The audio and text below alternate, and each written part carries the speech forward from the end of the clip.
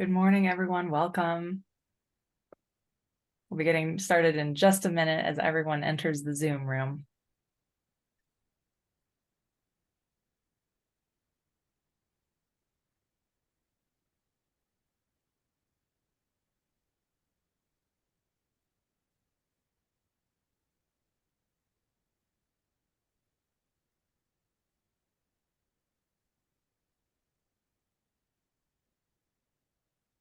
Looks like people are done joining. The Okay, number's staying steady, so we can go ahead and get started. okay. Good morning, everyone. We are happy to welcome you today to the committee meeting for the second round of large projects for the county's ARPA fund. The faces that you see here, you'll be introduced to shortly. I'm going to go ahead and introduce the PCF team. My name is Jocelyn Howard. I'm the Senior Program Officer for our ARPA work. I'll pass it over to David. Hi, everyone, I'm David Bender, Director of Grants and Operations here at PCF. I'm happy to be here. Rose? Hi, good morning. All. My name is Rose Cervantes, and I am the ARPA Program Officer. Good to be here. Duggan?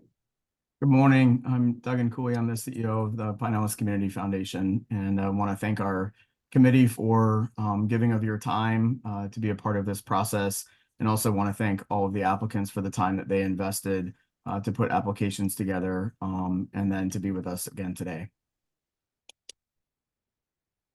We really appreciate all of those who are attending today, and the way this is going to flow is that we're going to do a quick overview of ARPA funds and where this money came from and kind of the process to get us to this point. Then we will have our committee members introduce themselves, and then we will officially turn it over to them to begin their deliberations. There will be a brief opportunity for public comment right before they start that. And during their deliberations, they may ask questions of applicants. And if you are asked a question, you'll have 3 minutes to respond. And we will keep us to that time limit in the interest of staying on schedule. So here's our agenda for today. In a little more detail, we'll give you an overview of ARPA and this process. We will talk about the total funding that's available today and also secondary selections. We will introduce our committee members, turn it over to them to have their discussion and rank and review the proposals. Then at the very end, we'll have another opportunity for public comment for items that are not on the agenda today. So anything not related to the second round of large projects applications, and then we'll wrap up.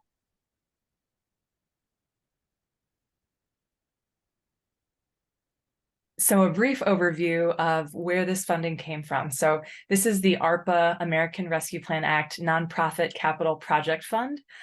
This is a federal award given to Pinellas County government by the U.S. Treasury.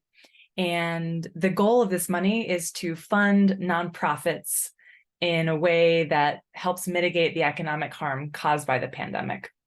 Specifically, our county, Pinellas, received $189 million from this fund, and they decided that $19 million of this would go towards the capital needs of nonprofits.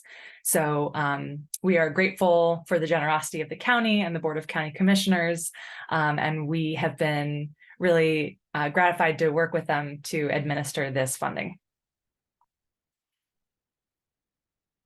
So in terms of what's happened up to this point, especially for you applicants, you are well familiar with this.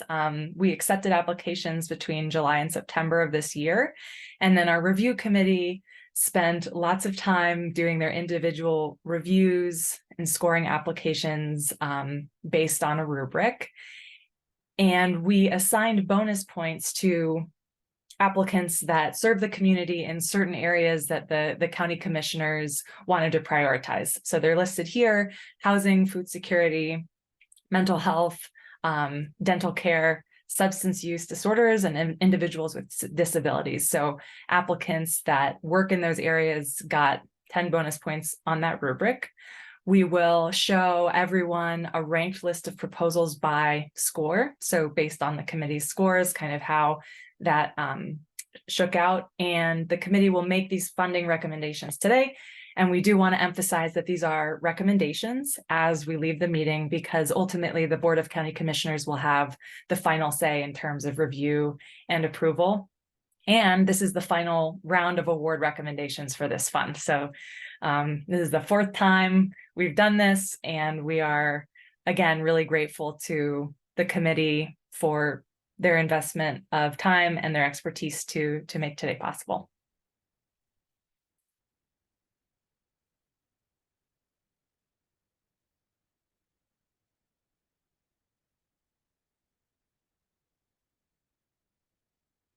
So like I mentioned, this is the fourth and final round of funding. 3 rounds have been already awarded. So we have had small purchases, round 1 and 2, and then round 1 of large projects. So because of this, some funding will likely be left over. Some of the projects had cost savings or changed in scope. And so whatever remains from those 3 previous rounds will be applied to this round to ensure that all of the money goes to the nonprofits in our community where it's really designated. So because of that, and because we don't know exactly how much rollover money there will be, we're going to be asking the committee, in addition to the projects they want to fully fund, to recommend kind of a list of secondary selections, which will receive these rollover funds as they become available. So these projects will be ranked in order. And again, as any leftover funding from those first 3 rounds, excuse me, is identified, the projects on this list will receive funding in order of their ranking, assuming that they still have the need that was identified in their original application. Wonderful. And to just give you an overview of what we saw this round for large capital project submissions, we received a total of 42 eligible applications. And for those of you who don't know what that was defined as, large capital projects include the acquisitions or the modifications to real property. Out of those 42 applications, there was a total of a little over $12 million requested, and currently designated of available funds is almost $3 million, but $2.9 million available to award. And now we're going to introduce have our committee members introduce themselves and declare that they have no conflicts. We're going to go in the order that you see on the screen. And if you could just share your name, your association or organization, and then verbally state that you have no conflicts. So I will pass it to Robin. Good morning, everyone. Robin Huber. I represent Diaz Fritz Group General Contractors. We do not have any conflict with the 42 applications reviewed. And thank you for letting us be a part of the process. Good morning, Sean King. I'm the Vice President of Government Relations for Habitat for Humanity of Pinellas, West Pasco counties.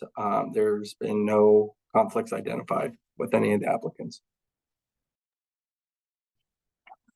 My name is Michelle Nadeau. I am an attorney at Qualberg, Nadeau and Clearwater, and I am happy to be here today. I don't have any conflicts.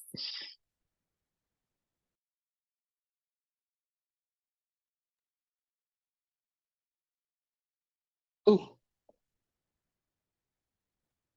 Riley, your mic is not on. If maybe there's a little tech.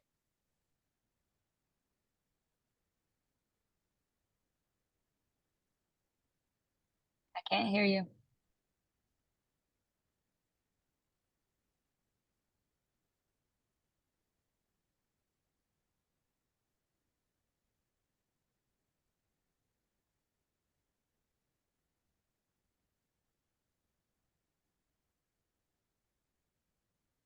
Thank you for your patience in Zoom world, everyone. Not a virtual meeting without some sound issues. Correct. Riley, I'll call you. Sheree? Good morning, everyone. I am Sheree Wright Jones, and I have a background in nonprofit management and philanthropy, and I have no conflicts of interest. Beautiful. Thank you, Cherie. As we get Riley up and rocking and rolling, I will just go over a little bit of the Q&A again so that everyone is on the same page.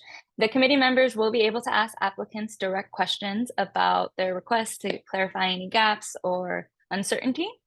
If you are calling in, you will dial *9 and then we'll be able to unmute you. If you're in the room, if you could select the raise hand function, we'll also be able to identify that way and unmute you. We do want to remind you that we have a strict 3 minutes time limit, and after 3 minutes, we will be muting you to be considerate of everyone's time, and we ask that you directly speak to the specific question so that you can get your best response across to the committee. And now, again, as we wait for Riley, I would love to kick it over to Duggan, who can hold some space for public comment. Thank you very much. And so this is an opportunity for people, if you have any public comment for us this morning related to this process or the grants here, you're welcome to raise your hand and be recognized, and you'll have 3 minutes to speak.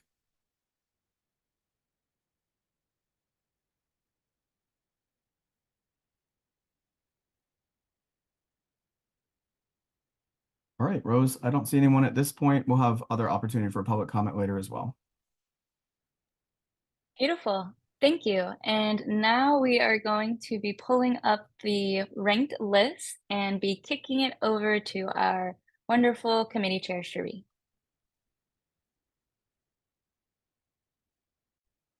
Okay, we're gonna test audio real quick with Riley, and then we can start the deliberations.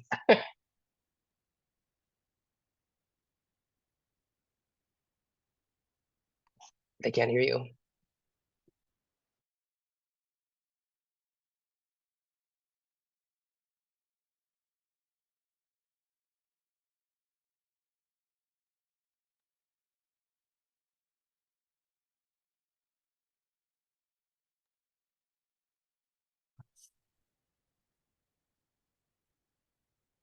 Okay, I'll go ahead and kick it off.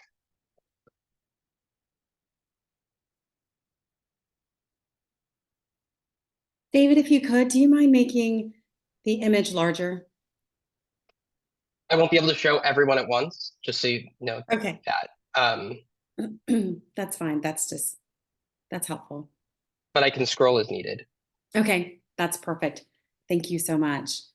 Good morning again, team. Before we begin and move into deliberations, I just do want to take a moment to say thank you to all of the nonprofits who participated in this process. I can speak for myself, but I'm sure I speak on behalf of the entire committee when I say thank you. It was absolutely a pleasure to have the opportunity to learn more about not just what are the gaps in resources and services, but I think most importantly, what are the opportunities? So thank you so much for engaging with us, for lifting those up, and know that we individually and collectively will continue to be champions because we so wholeheartedly believe in what you do and appreciate what you do. So on behalf of the community, thank you, thank you, thank you for the time that you took to undergo this process.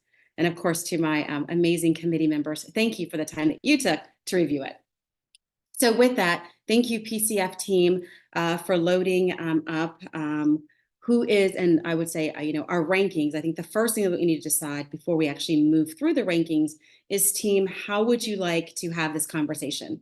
We do have some time dedicated, but as we all know, deliberations might take a little longer than anticipated. And so would love to hear some recommendations for how it is that you'd like to move through this list. I do have a recommendation in mind, but really would be open to hearing how the group would like to move through this list, knowing that today we will not have time to have a conversation about every single grant, but just wanting to know how it is that you'd like to move through this.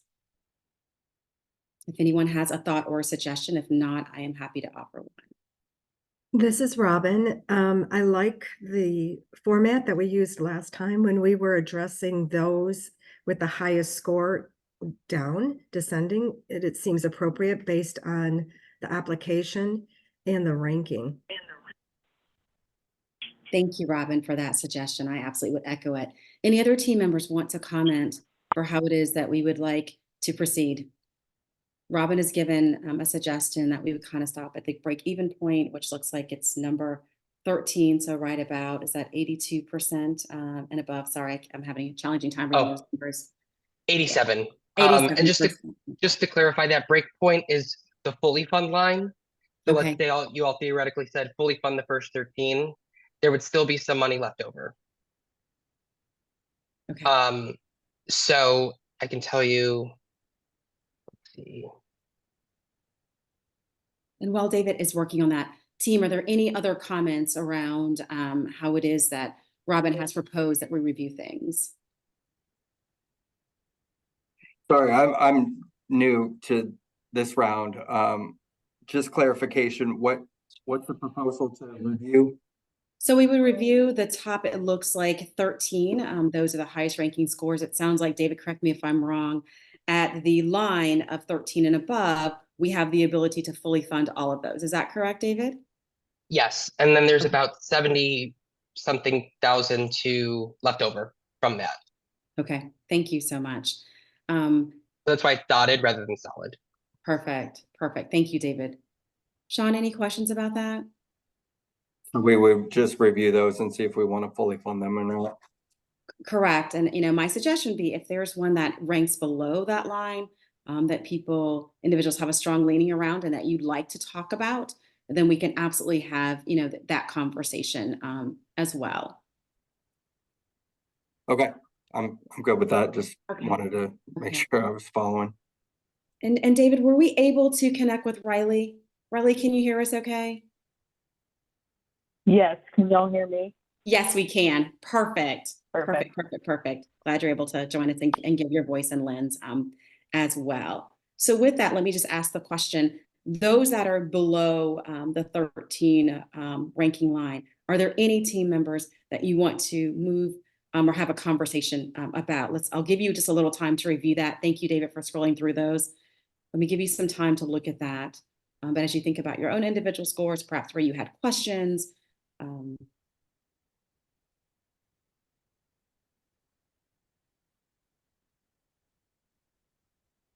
Is that easier to see now?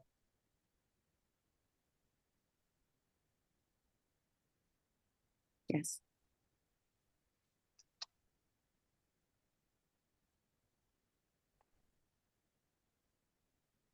I'll jump in really quick as you guys are doing that. Riley, since your audio is working, if you just want to introduce yourself and declare that you have no conflicts, that would be wonderful. Of course. Thank you, everyone, and good morning. Apologies for the technical difficulties. I'm Riley Randolph. I'm a former grant writer and current marketing associate at Raymond James Financial, and I have no conflicts. Thank you, Riley.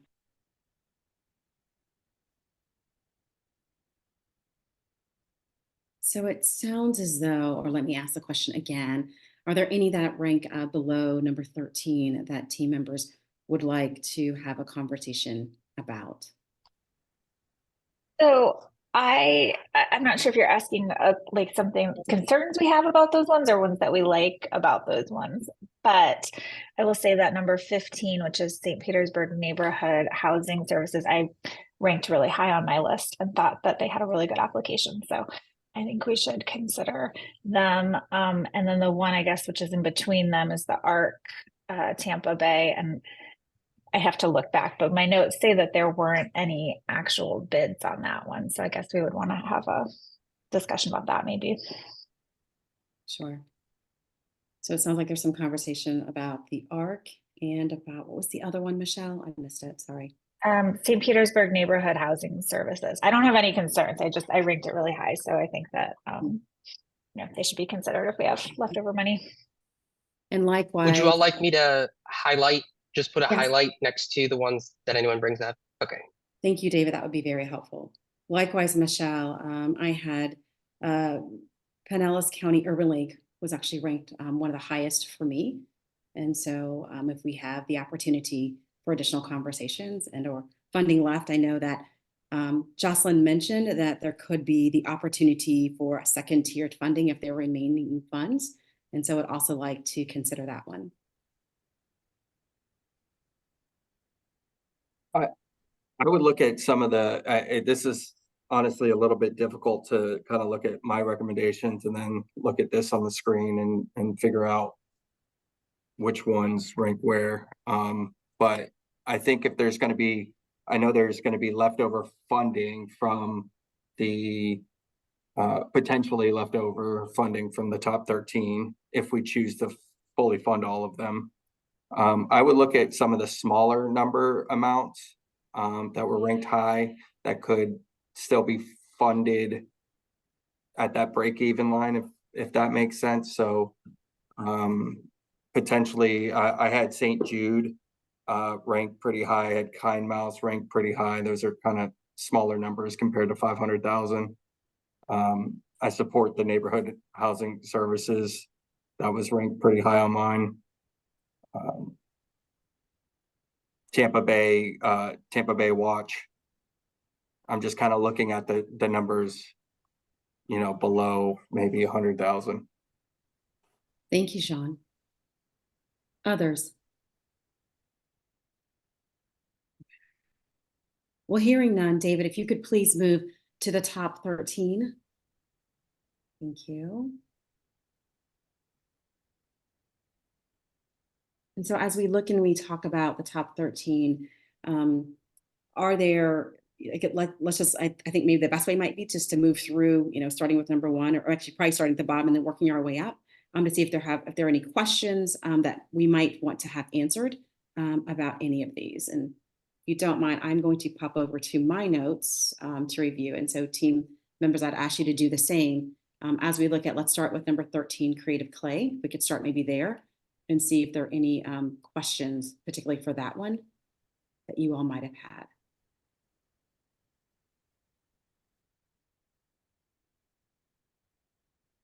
I mean, I can start. I didn't have this recommended, not because of the project per se, but I think there was only one bid and no contractor selected. So I was just trying to be consistent with how I was scoring and ranking the other proposals.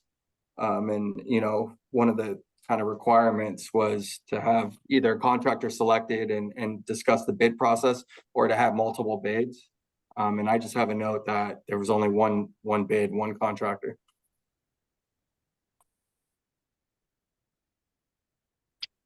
I tried to be consistent with that as well, and I don't have that note. So now I'm going to go back and look to see, because I also was trying to note where people didn't have the 2 or 3 Absolutely. bids.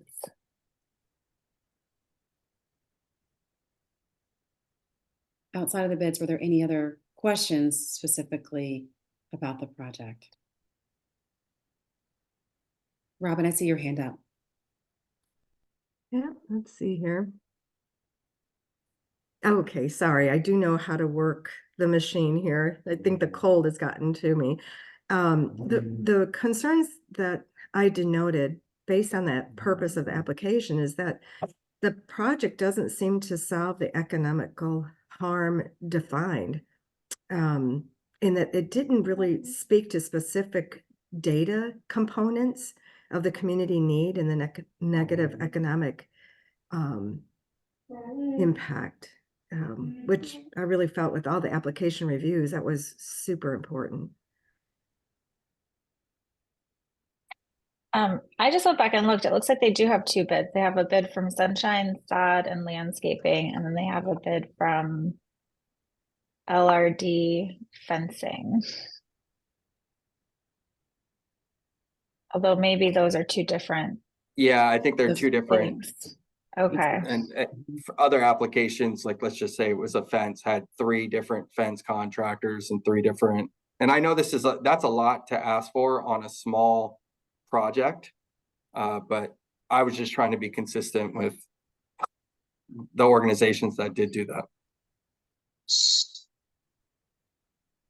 So in some cases, they were only required to get 2, depending on the amount, if that's the Right. question. Is I'm it not 2 per? sure. So like if it's in this case, it's a fence and then there's another bid for drainage. Is it 2 fence contractors and 2 drainage contractors because it's separate scopes of work? Because that would be my understanding is you want to have a competitive bid process. Sean, that was also my understanding as well. I think there was some confusion maybe in the applications because I did note a lot of people would only, like if their project was over 75, they would only get 2 for each of the smaller components and not 3. So I made notes of that on several applications as well. So I think the question here is that enough information to either move them, forward, or not. But I do want to go back to the position that Robin has raised regarding the economic impact and the lack of deeper understanding of that. Robin, if I'm just quickly paraphrasing your sentiments, and please correct me if I'm wrong. No, you're spot on. And just to simply add to that is they did not add the contingency. I was very strict on the question in the segment and did they answer it per. So it may seem very, very tough, but these are the things that I noticed that they didn't comply with on their application. And you are correct. Sure, which are critical pieces of the entire application that we're asking for. So they do have a attachment that shows the negative economic impact to the organization. They show the change from 2019 to the years following. I guess to be more descriptive is they defined it, but the project didn't seem to help solve or eliminate or remedy.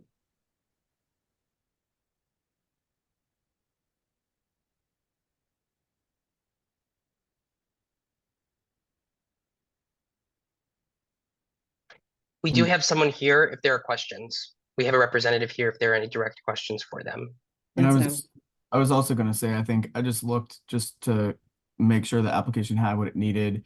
There are 4 bids total, 2 for each part of the project. They're behind each other in each attachment. So you bid and estimate 1, which includes 2 companies, and then bid and estimate 2, one of them for fencing, one of them for the drainage, and it's a bid and estimate 2 for the second part of the project too. So they've got 2 for each part.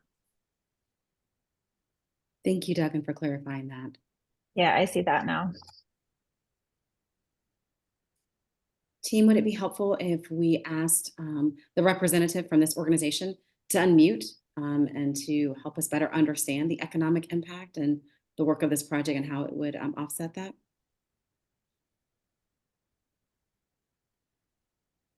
Yes. So we have Shane here, and Shane, you'll have 3 minutes. Hello. How are you guys today? I had my hand raised. I was like, hey.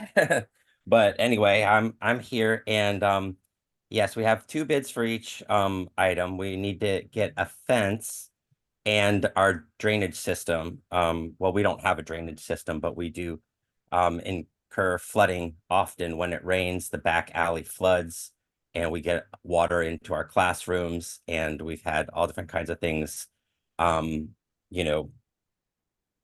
of messed up. We've had to throw away a lot of valuable art because of that.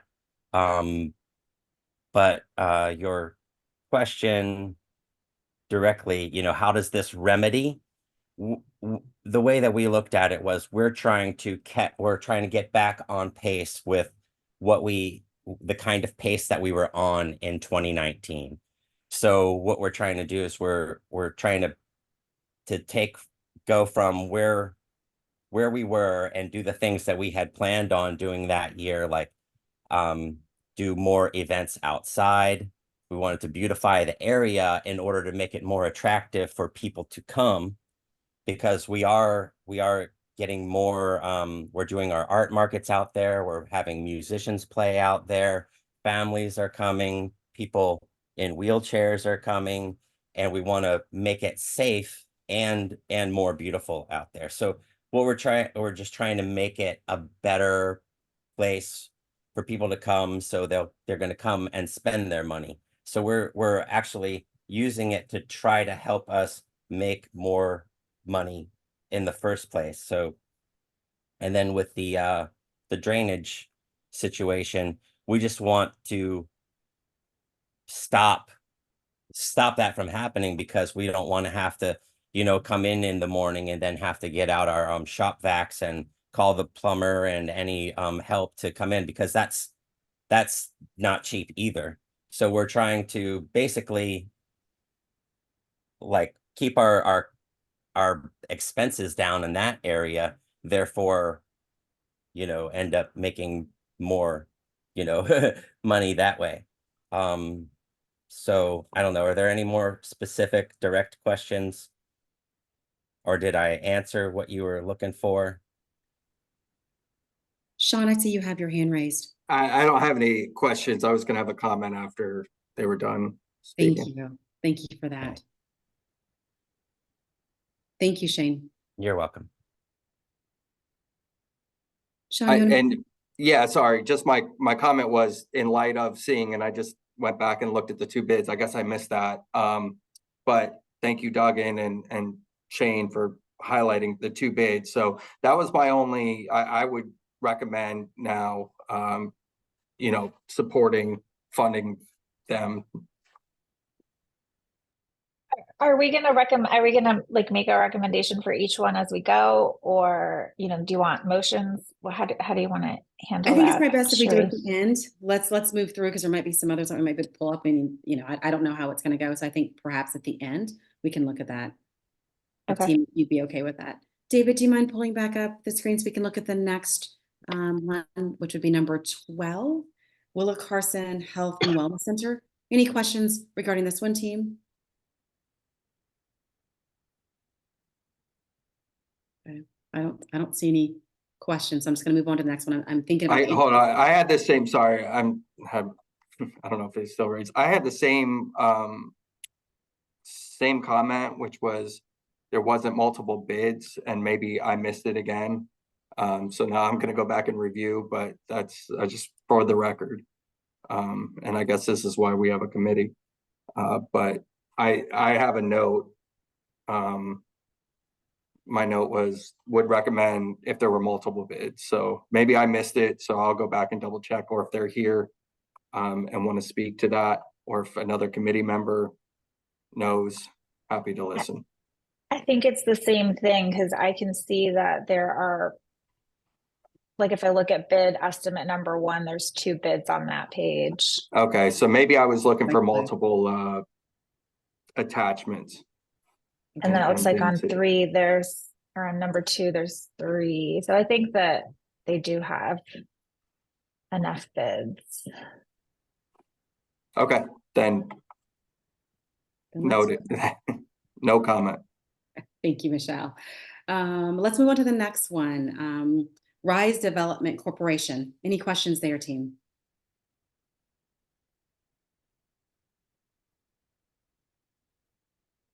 While we're doing that, I'm looking at my notes too.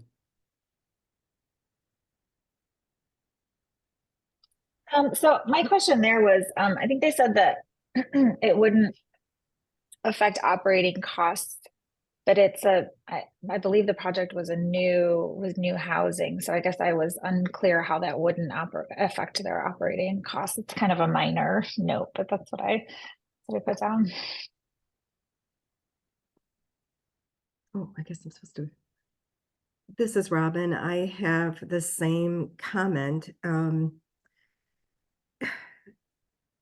The team spoke about the project, but not really their roles of how they were going to manage this project, nor the lifespan, in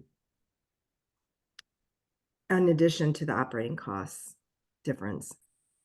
David, do we have a member of their team? Could we unmute them and ask them to respond directly back to Robin and Michelle's questions? We have Carolyn Avington, or Avington. Thank you. Good morning. Good morning. The reason it doesn't affect operating costs for RISE is RISE is a component unit of the Housing Authority. So all of its operating costs are run under the Housing Authority. RISE's purpose, its sole purpose, is to develop new housing. And then as it develops, it transitions them off into whoever's in the tax credit entity. So they will then be run and managed by the housing authority. So again, all the operations will run under the housing authority. I think there was a question about the longevity. We anticipate a 20-year HAP contract and then an additional 20-year HAP contract. So it's should be about a 40-year expectancy of affordable housing at a minimum. Thank you, Carolyn. You're welcome.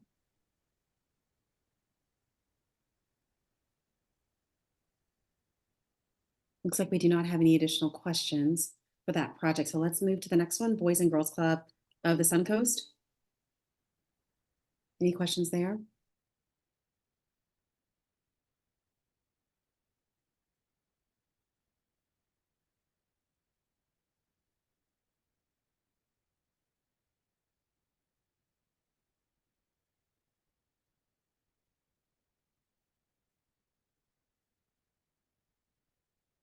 Robin? I'm sorry, Robin, I was reading my own notes. Sorry. That's okay. I thought this time I'm going to follow protocol and raise my hand. So Sorry about that. Let's see. They kind of missed concrete projections for their timeline. It didn't give me a lot of confidence. They were relying, and a lot of the applicants did this, and maybe it's just the nature of what I do for a living, but they're relying on their just discussion with some of the folks that would participate in the project, which the last few years has been unmerciful with supply chain issues, permitting issues, inflation costs. And so I much would have rather seen the timelines presented to the person or the company that they would have contracted with, which would have been the general contractor.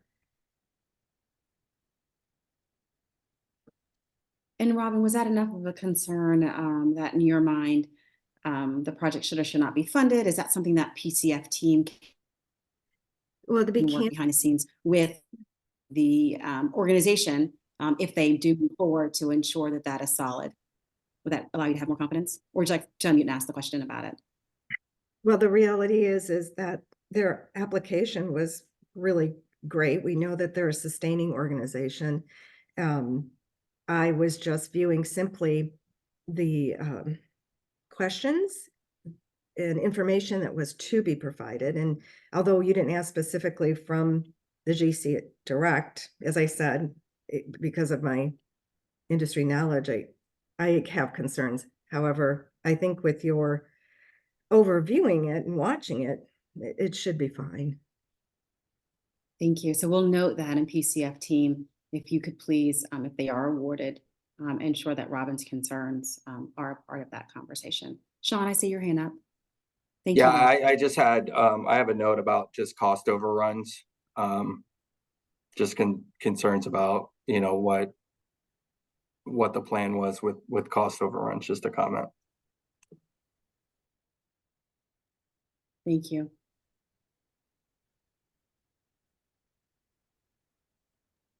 If there are no back up the, oh, go ahead, sorry. Yeah, no, I was actually pop it back up. Thank you, David. You're reading my mind. I appreciate that. Looks like the next one up is the Ronald McDonald Home Charities, Tampa Bay.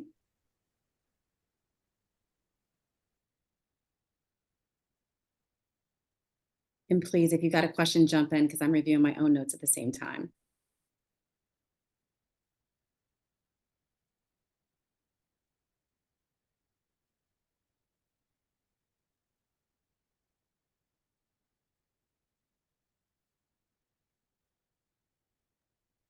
I see your hand up, Robin. Oh my gosh, I'm afraid everybody's not going to like me at the end of this, but Oh, again, of course we do. Your input is very helpful. Again, interpreting the questions and the frame in which it was designed. I agree, having a functioning elevator is extremely important. I'm just not aware how critical and that how it remedies the impact. And again, maybe I'm off reading this where that didn't necessarily have to remedy the impact. Maybe there could be more dialogue on that.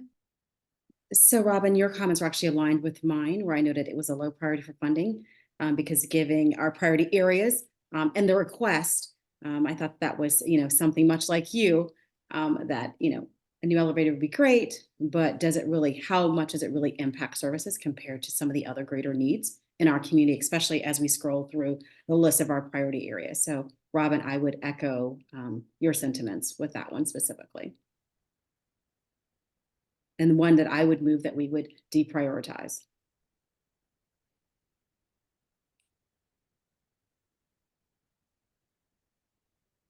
Any other comments?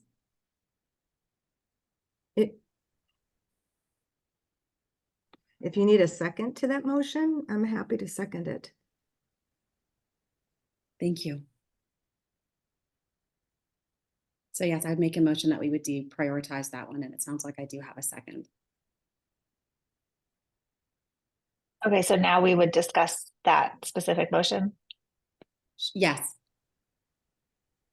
I had them recommended. I didn't have any concerns about this one. My understanding about the priority areas is they got a bump to the numbers. So I didn't necessarily like ding people for it. Other than that, although I think that they did say that it fit one of the areas. I think they said it fit housing. So I guess you could have a discussion about whether or not it does. But for economic impact, I didn't view the project as having to be directly related to the negative impact. It was just if there was a negative impact, then what a lot of people said is we just couldn't afford to do these capital projects because we had to spend the money on the services, which I understand. So I don't know that in my mind it had to be correlated, as long as there was a negative economic impact and then there was a need for whatever project they were doing. But I don't know if we want to have somebody explain if they're here. But I would recommend funding this one. So that's sort of where I stand. Thank you, Michelle. Others, please weigh in, and then we can unmute for that specific question, response back to that question. I just wanted to kind of echo what Michelle was saying, is that I kind of saw it as the same way, where the application itself was written very well. I think when I was looking at the economic impact, it was kind of more organization as a whole, not necessarily just like the project itself. So I would also move to keep this recommended. Yeah, I had the same thought process and pattern with that and with this project and the other applicants. So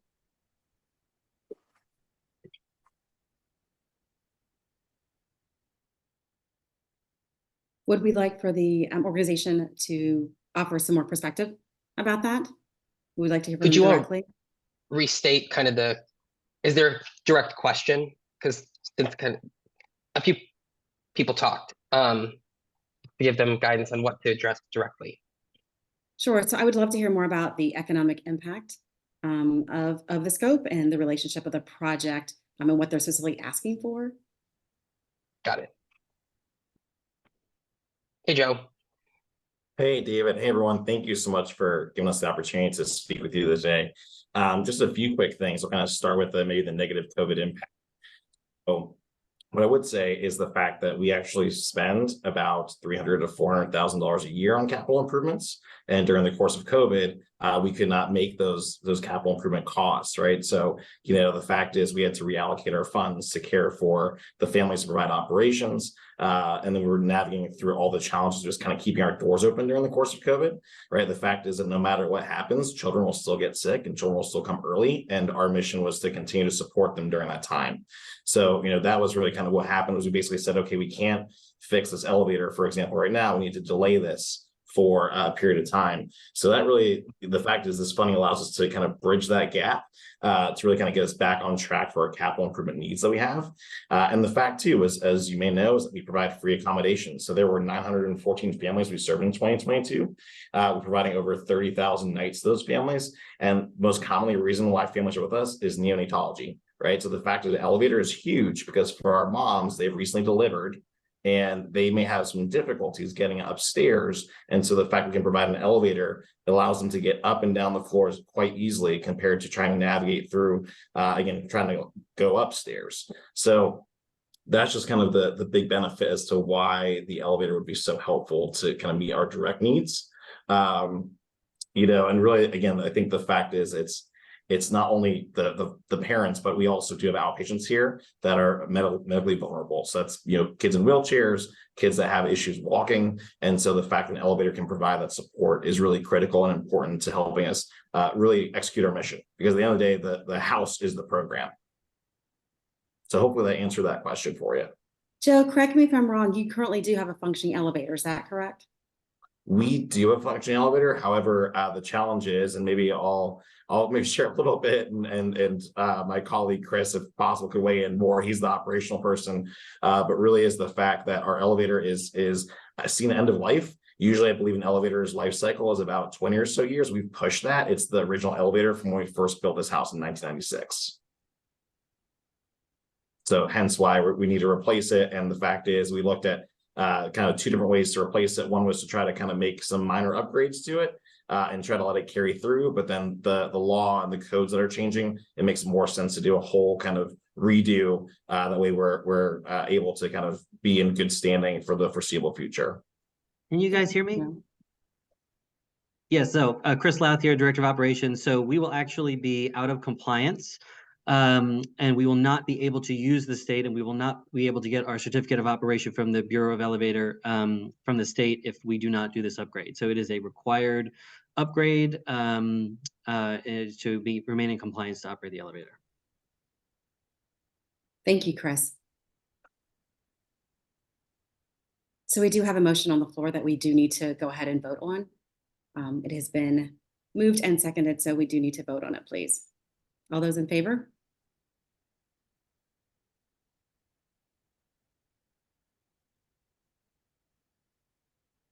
I don't hear any resounding yeses. And all those opposed? Aye.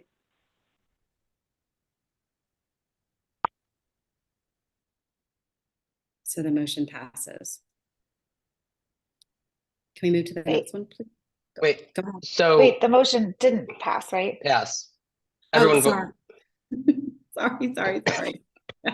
The other way around. Sorry. I'm thinking about too many different things right now. Thank you. Thank you for the correction. The motion is not passed. So it stays on the list. Exactly. David, can we move to the next one, please? Goodwill. Goodwill Industries.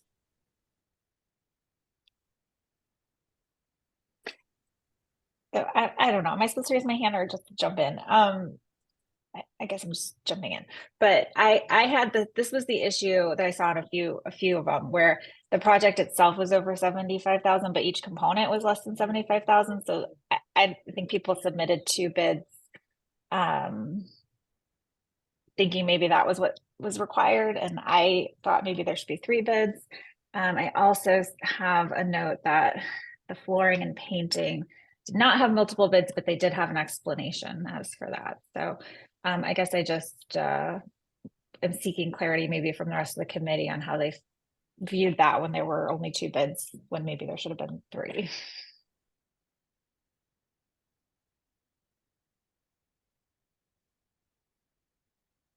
So I did offer folks grace. I did note if they were missing a bid, but that would be something that I would ask that the staff members, if the recommendation does move forward, that they would ensure that they actually have 3 bids. Robin, I see your hand up. I had the same note, but I wanted to highlight so that Pinellas Community Foundation would be aware that their insurance certificates, let's see, most have already expired, so you'll want them to renew that. And they also indicated that no permit was needed, but based on the scope of work, I question that. So it's not that I'm saying no for the funding, I'm just saying these are some important things that you may want to monitor. I also would love to jump in. I do want to clarify the bids are per component of the project. So in likeness, it's not the overall cost. So in places where they had 2 that were less than 75,000 for that component of the overall proposal, that would be appropriate. Thank you. Thank you, Rose. Robin, I see your hand is still up. Did you have another question? Just want to ensure that you don't. No, I honestly thought you would take down my hand. I'll do it. Thank you, David. Okay. Any additional questions about that one? Okay, so we've got those two noted there, those two concerns noted there. Let's move forward to starting right now.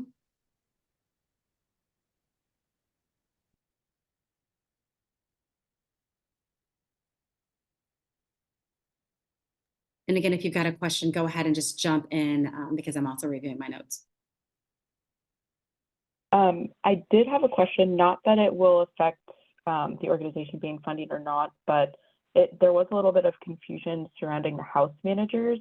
They noted in the application that they're looking to decrease house manager turnover, but they also noted that they wanted to decrease the number of house managers employed, that will help offset the electricity costs.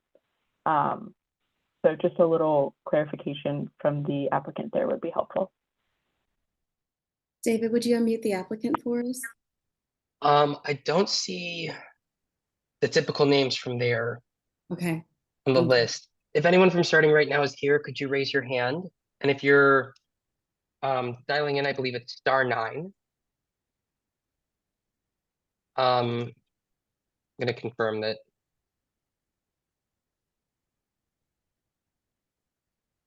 Yes, *9, because I see a couple people dialing in by phone. Or raise your hand.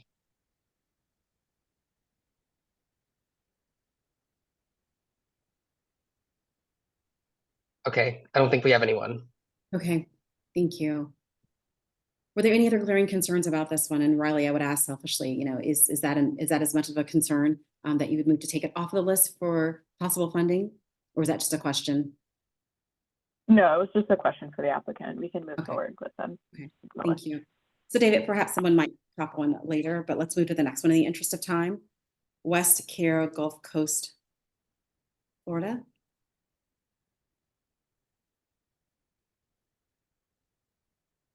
Thank you.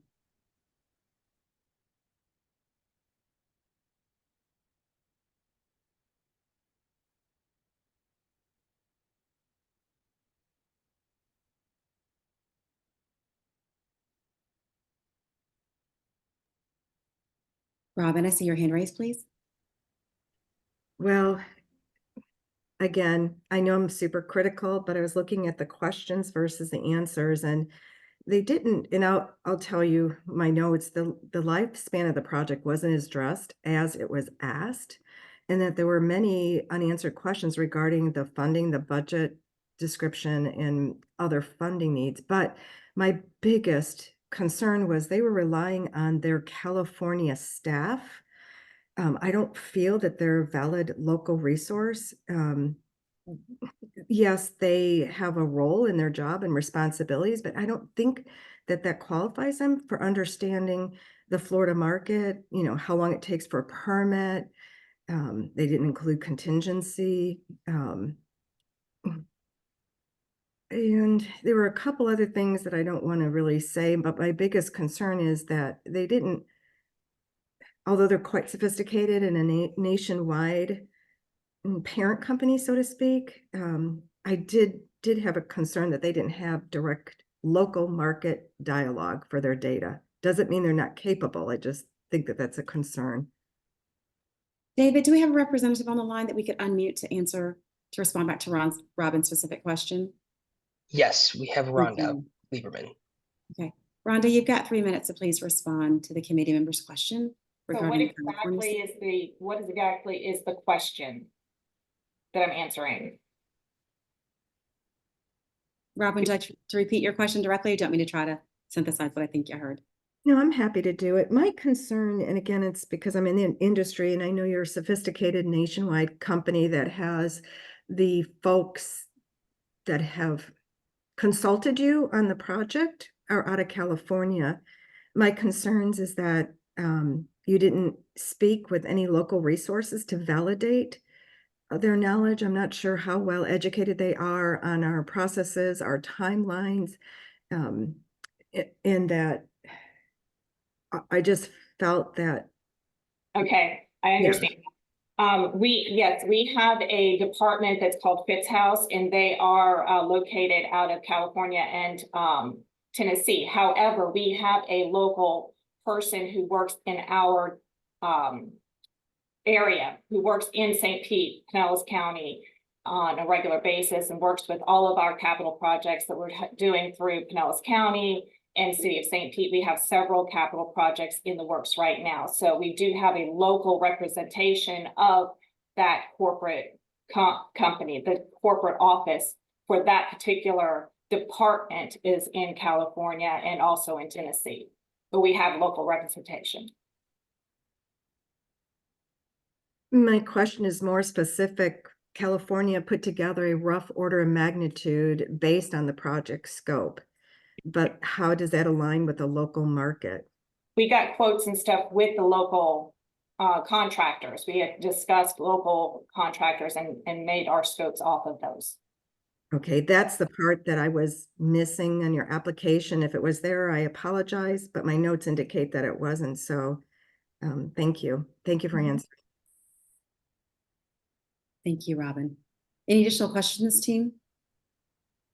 David, if you could pop back up the screen, I don't see any additional hands raised. Let's move to the next one, please, which would be directions for living.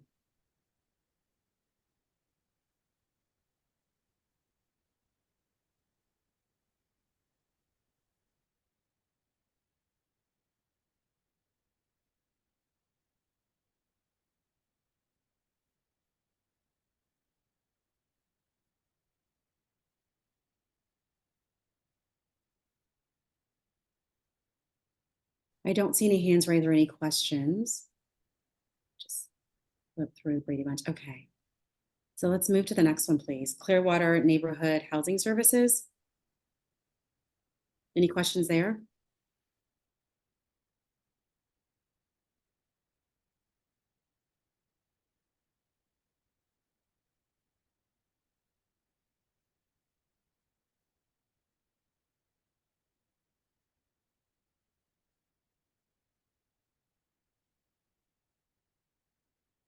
Sorry, I was muted. I don't see any questions there. Let's move to the next one. Society of St. Vincent de Paul.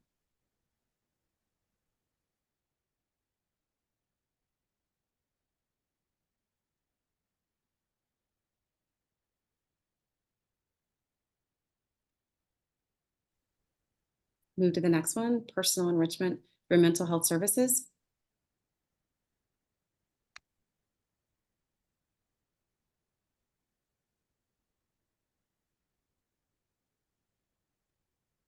Michelle has her hand raised. I see it. Go for it, Michelle. Okay, so on this one, I'm trying to get to the actual documents to look, but my notes say that I was a little confused by the budget, that it looked like they already that the project was the 10.5 million, they already had that funded, but they needed an additional 2 million, which is what this money would go towards. So I was just a little confused about what this money specifically was going to be used for in the budget. David, could you unmute and ask the representative of that organization to please clarify that question?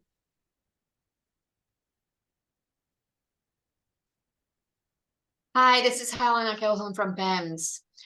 Michelle, I'd be happy to answer your question. So this specific project will fund what's called a new social space, a space that allows for separation of young children from teenagers, simply for more therapeutic purposes.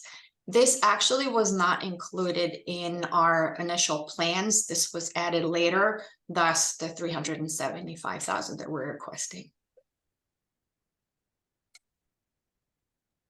Was there anything else that I could answer for you?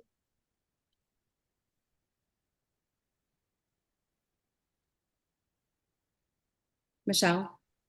No, I think I appreciate that clarification, so I can understand what the money is going towards. Thank you, appreciate it. Thank you, Helena. I don't see any additional hands raised around this one. Can we please move to the next one, which I believe is Feast? Is that correct, David? Memory serves me correctly? Okay. Yes. Thank you.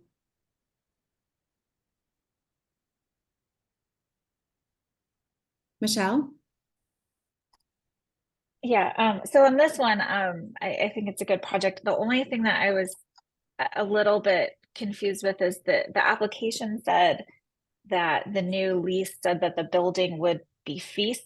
And then when I actually read the lease, it looked like any improvements made on the land actually would belong to the church. So but we didn't see the whole lease because it said it was too big, but they could provide it if we wanted. So it referenced in Exhibit A that I couldn't see. So I guess I just would like to see some clarification. It's not necessarily anything that would stop me from funding it. It was just a little confusion between what the application said and what the lease said. And like Robin, this might be just a function of me being a lawyer. So I actually read these things a little too literally, maybe. David, is there a member of the team that we could unmute to answer Michelle's question, please? Hello, I'm Tamara Black from Feast. Thank you very much. Michelle, to answer your question, we can definitely get you the full copy of the lease. The land is owned by the church. We have a 50-year long-term lease and we'll be building on that land. Any improvements that are made to Feast are the property, I guess, of Feast. So we have a great working relationship with the church that we are renting the land from, but we'd be happy to supply a full copy. It just wouldn't upload fully. Thank you. PCF staff, if they are funded, if you could work behind the scenes to ensure that's uploaded, that would be great. Okay, so it looks like we have been through our, Dave, you could pop the screen back up. I believe it's our top 13. And if we move to fully, we have the ability to fully fund these. I think, Dave, what you said with about 70,000 remaining, is that correct? Okay, so why don't we Yes. okay, so why don't we talk about the next steps with these top 13, and then we can move to the ones that, that are below that with the remaining funds, both the $70,000 that we'd have left over. Additionally, also thinking that we could possibly have some secondary funding that we might be able to do. So with that, would someone like to propose a motion regarding the top 13 ranking projects? Oh, Thank you, David. I would move that we fully fund numbers 1 through 13. And I will second that motion. Oh, second.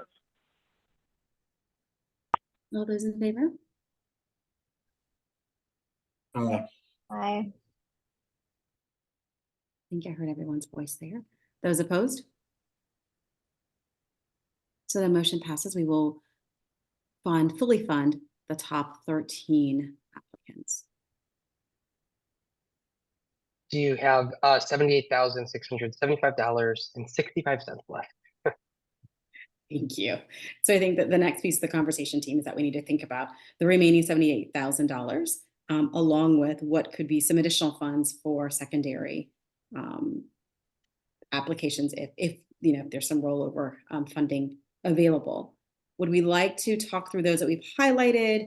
Perhaps look at those that scored maybe above, it looks like, what is it, like maybe the 80% threshold? So that'd be like 14 through, I think that is number 24. What is your pleasure?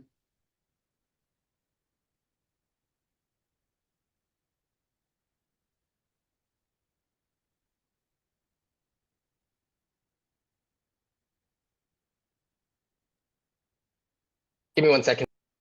Sure, take your time. While David is feverishly moving around the numbers and figuring out the final totals for us, team, is there a recommendation around how it is that we might move this forward to expend all of the ARPA dollars during this round regarding the next ones? Robin, I see your hand raised. Thank you. Based on the program and the assessments and the rating, I feel that we need to stay true to the applicants and the applicant responses as they're rated. I think that should be more of the priority. Thank you, Robin. Sean? I think, we have to see if we're gonna fully fund the request. If we're not gonna fully fund the request, I think we need to know and understand that the funding can be used partially. Sure, and that's a question that we absolutely would ask of the organization as we have the conversation. David, could you please, I know you're in the middle of something, could you just remind us who number 14 is? Honoring Robin's request, and I did not hear any The ARC. additional comments from the team. Why don't we go through and just like look at where individuals ranked, or excuse me, where organizations ranked regarding their scores for the proposals. And so the ARC would be the next one up for us to talk about. Is that correct? Yes. Thank you for that. And the scores on the sheet were correct. The order was wrong. So I've resorted them. It did not affect the top 13. So this is the correct order. The percentages were correct as presented originally. Okay. Thank you, David. I appreciate that. Okay. So let's talk through number 14. It looks like we could, if we decide to move forward, we could partially fund this one. So let's start with, were there any questions about this applicant? So I think this one, I don't think they had any bids yet. I think they had an estimate from working with a contractor, but they didn't have any actual bids at just the stage that they're at. So that's my concern, if there's somebody that wants to try to address that. And then I have the same obviously the same concern that Sean raised, that, is it helpful for us to partially fund it or not? So we can absolutely ask that question. Correct me if I'm wrong, Pinellas Community Foundation team. If we offered partial funding from this round, there is a likelihood that we would have enough dollars to possibly make this one whole. If you had to kind of guesstimate, do you think that there'd be that ability, or you really can't say at this point? It's going to depend. And so we have some, we have another round of large projects right now that's in process. Okay. And so, to Robin's point a little earlier about organizations including contingencies, there were a number of organizations in that round that included contingencies that may or may not ultimately be needed. We are seeing varying costs. We're seeing some cost savings, but then we're also seeing other times where things have escalated. So I don't want to say for certain that there will be money to allocate and make that whole. But ultimately the committee, if you wanted to, could make the recommendation, that can be achieved through partial funding, depending on the time frame. They might complete the project by the time we know that other funding might be available, but then you could give us sort of your recommendation for what comes next as to do we try to make that project whole and then keep going down the list. The committee can certainly do that, but we don't know right now the volume of money that will be saved in other projects. Thank you, Duggan, for that clarification. So it seems like on one of our pending questions, and David, if you could be looking to see if there's a representative from ARC to unmute. Yes. And provide some comment regarding the partial funding, if there's the ability for us to partially fund this proposal. Do they have the ability to move forward with the project? And Caroline, I see your hand raised. Hello. Good morning, everyone. This is Caroline Reginelli from the ARC Tampa Bay. Can everyone hear me okay? Okay, thank you. Good, no technical issues. I do have good news as far as the partial funding. When I put in the proposal, we initially were anticipating to receive $95,000 from the city of Clearwater. They doubled that amount. So we actually received $190,000 from the city of Clearwater. So that total we're requesting, you could actually knock off $95,000 from that total. So yay. Excellent. Okay. So I think that would bring it down to like a little over 25,000.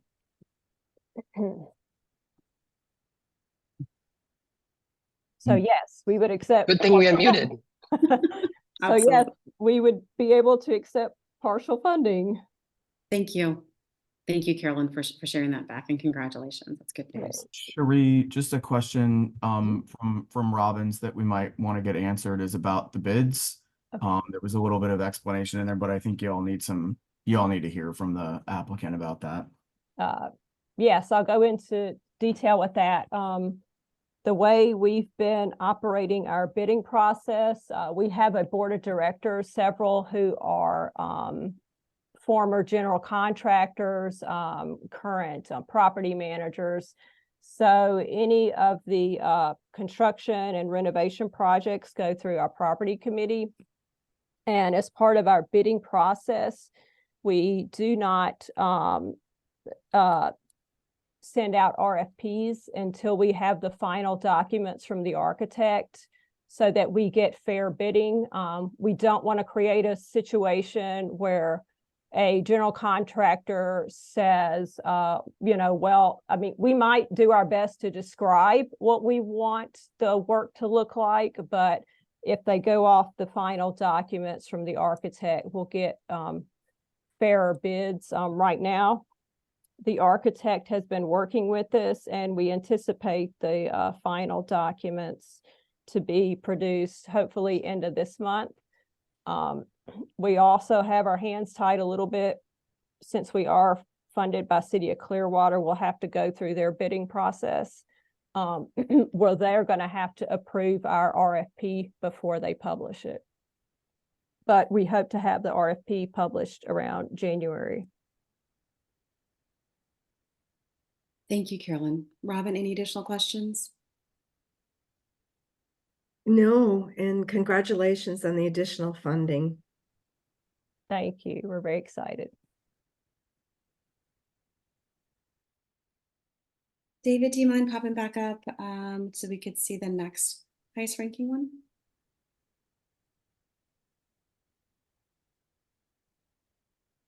Looks like it's St. Petersburg Neighborhood Housing Services. Do you all want me to plug in a draft number for the ARC? Not as official, but just so you have it.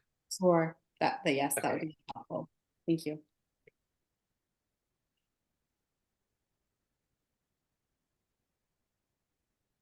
In the meantime, if everyone could start looking at their scores for St. Petersburg Neighborhood Housing Services, that will be the next one that we'll discuss.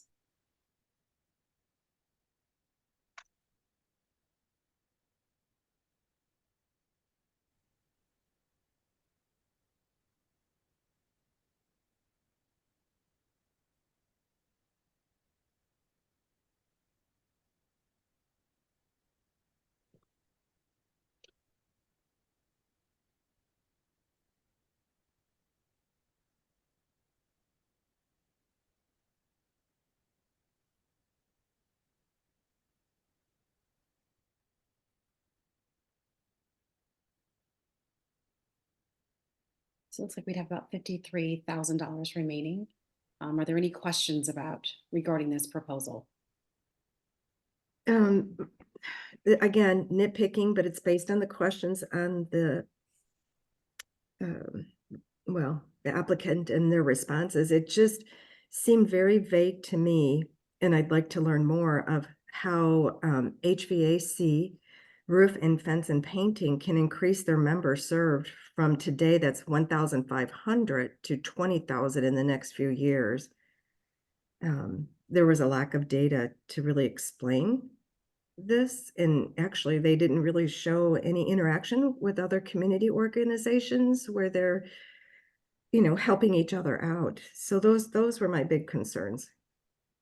Thank you, Robin. I echo that comment around the improvements and how they have limited impact on the services provided. So absolutely curious to learn more about that. David, do we have a member of their team on the line who you could unmute and you could perhaps help us better understand that?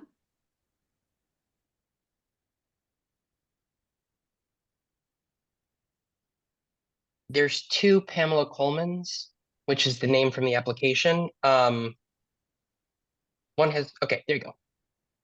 Hi, good morning. Good morning. Yeah, so in order to keep helping our community, we had to put our maintenance on hold. All the increases in costs for building the houses and operating expenses and payroll, they have been keeping us from doing an adequate maintenance in our building, which reduces the amount of people we can actually serve on site. So these improvements will help us serve thousands of people in the upcoming years.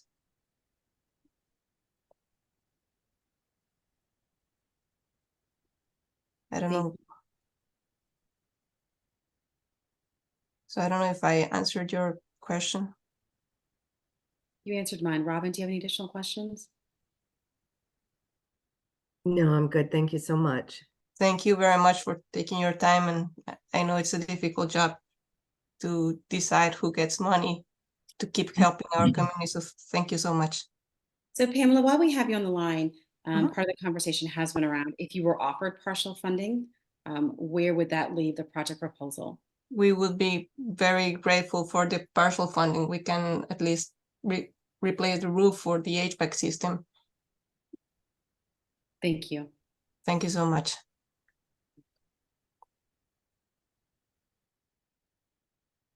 Thank you, David.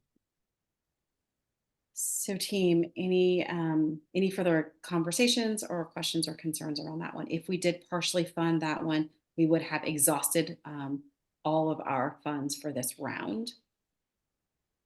The organization has spoken, actually, organizations number 14 and 15 ranking have both spoken, so they could utilize partial funding. Any questions about that? So if I could have a motion, please, to offer partial funding to the ARC of Tampa Bay and St. Petersburg Neighborhood Housing Services.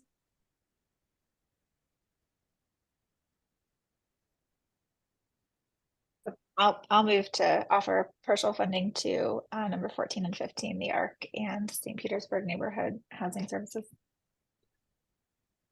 I second that motion. So it's been moved and seconded. All those in favor? Just have a quick discussion on the ARC.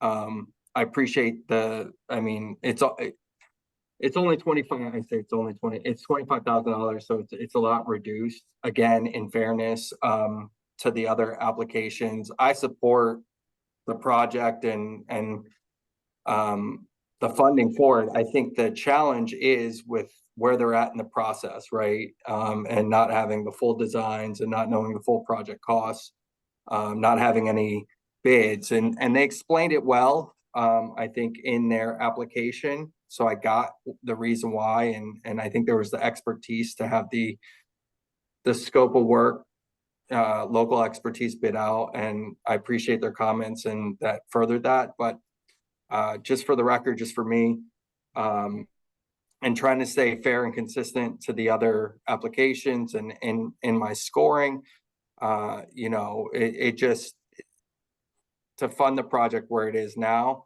I'm going to be a no on that, and I just want to say that for the record.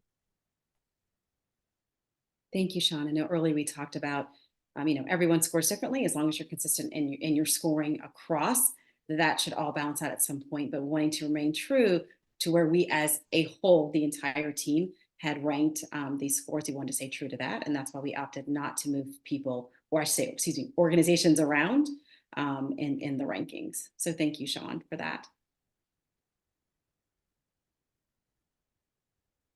So those in favor of further funding number 14 and 15, please say yes. And those opposed? Opposed to 14, support 15. Thank you. So the motion passes.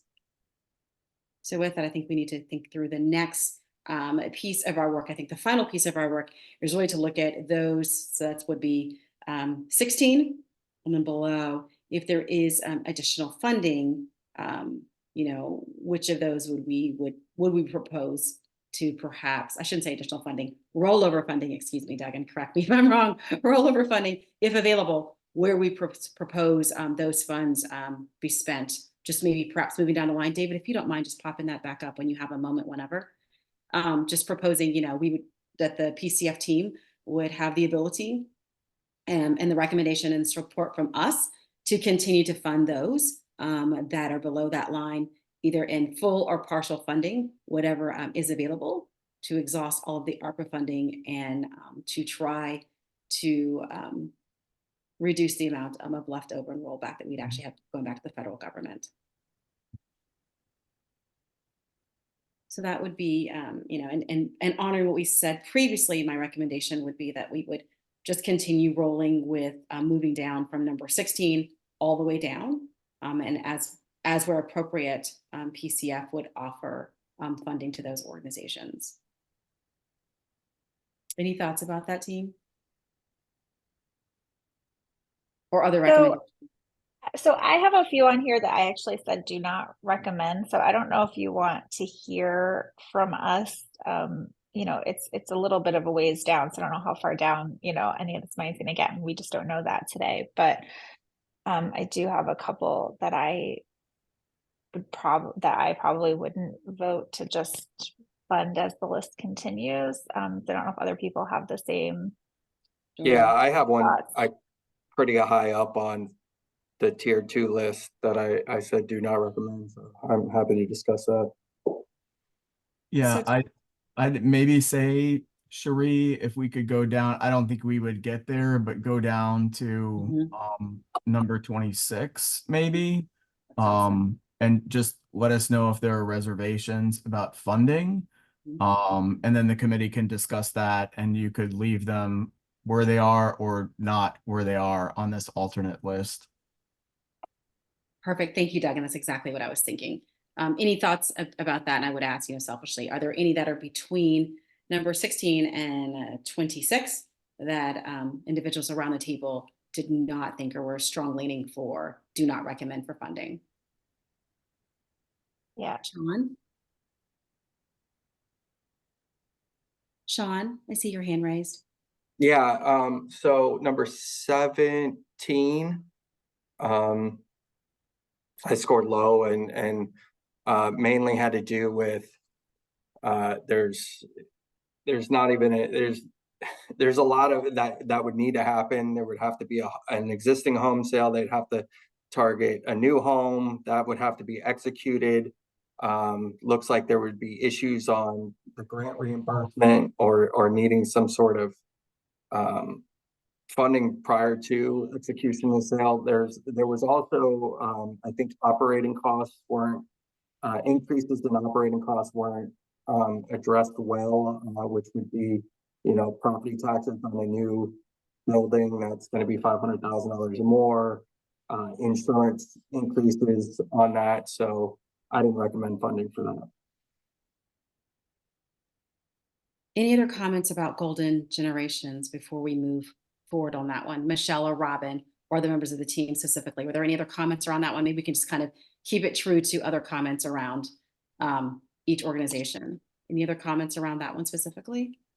So I didn't actually have this as a do not recommend, but I did have a concern that they said 150 people would be impacted, but the numbers they presented were much smaller than that. They said that they would be doubling their residents from 4 to 8 and that they've served 17 in that program since it started. So I just was a little bit confused about how they said they got to 150, but and that, you know, the amount that they're requesting, it exceeds their annual budget. It's a large amount for that organization, but I didn't actually say do not recommend. So neither did I. This is one that I would argue that we would strongly support, even with the concerns that are out there. Michelle, to address your question, I'm sure we likely have a representative that could unmute. Golden Generations does a myriad of other services and offers other services to both foster care youth and to seniors outside of that scope.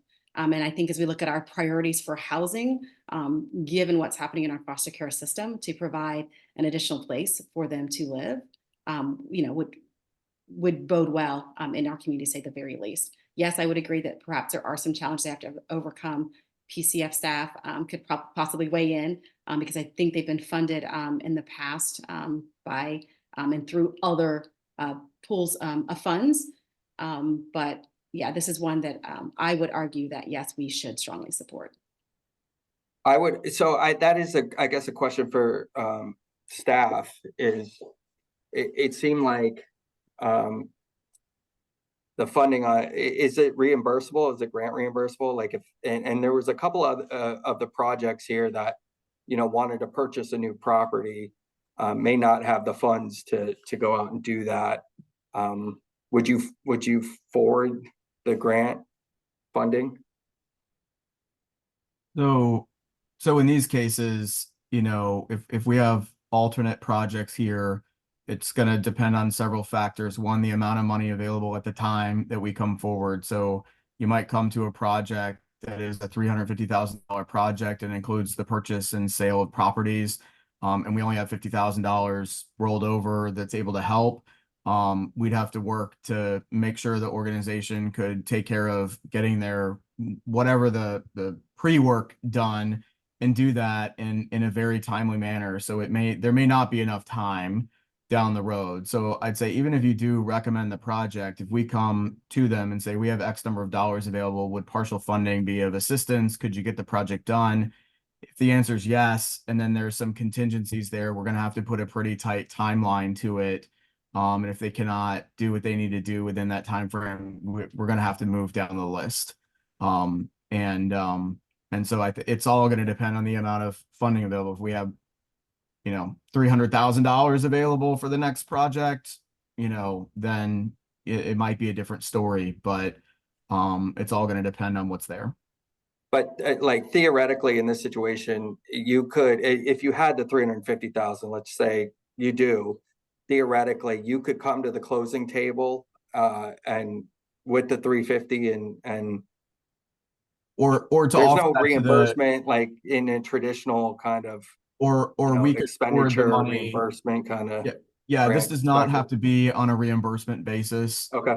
So we could forward the money to the organization to do what they need to do at the closing table, if that's imminent and we have all the proper documents and paperwork to get to close.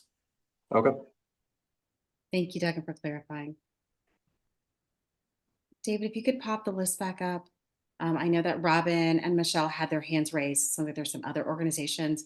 Michelle, I think I saw your hand first, but honestly, I don't remember. So Michelle, unmute, and then Robin can be prepared after that.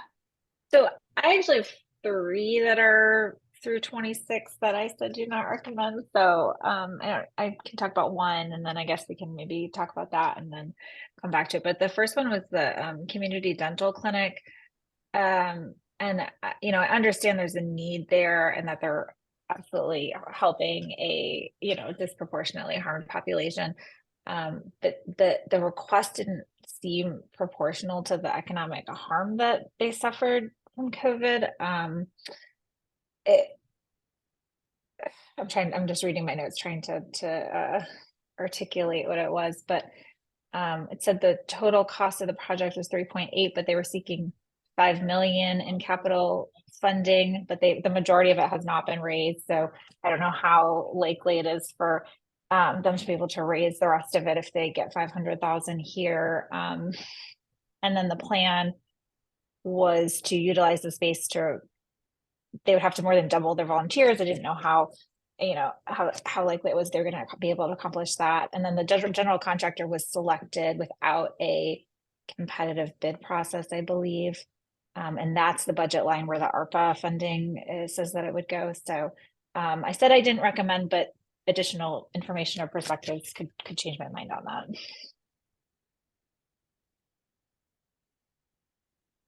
Are there any other comments about this one? David, is there a member of that team that could possibly unmute to answer Michelle's questions? Yes.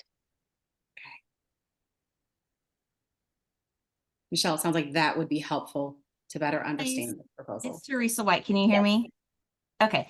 Hi, I'm Teresa White, the executive director. So, Michelle, so a few of the things that we have going on, far as the $5 million, we were actually awarded funding from another foundation here locally to purchase the building and then also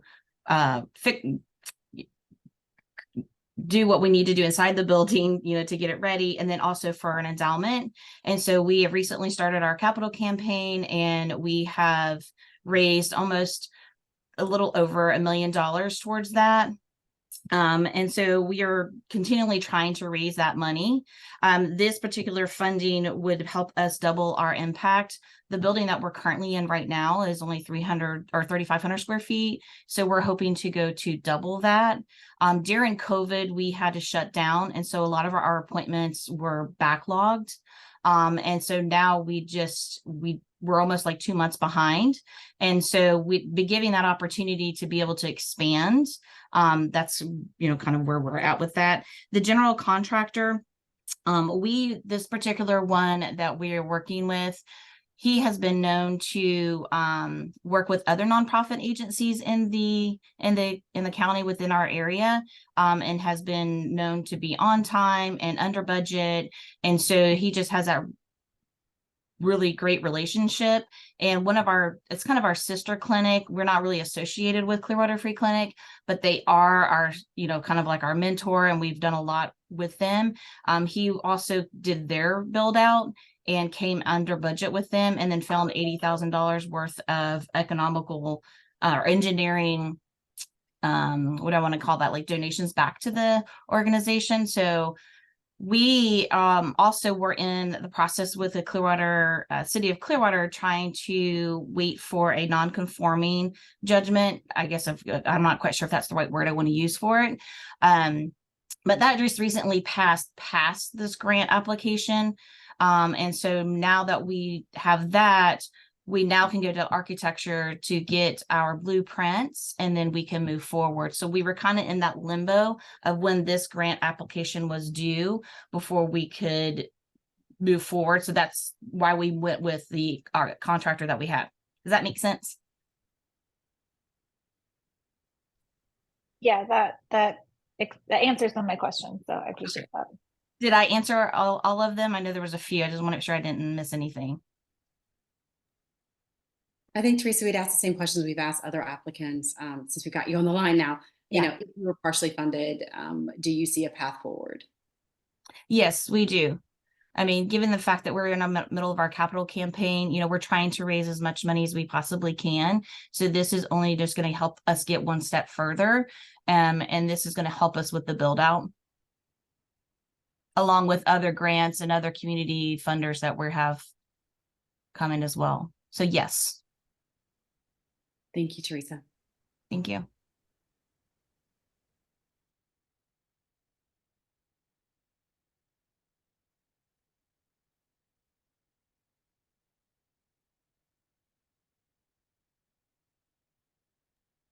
Oh, you're muted, Sherry. Sorry about that. Michelle, I was just saying that I think you had another one that you had questions or concerns about. So why don't we jump into that one, and Robin will move to yours. Okay, actually, I have two other ones.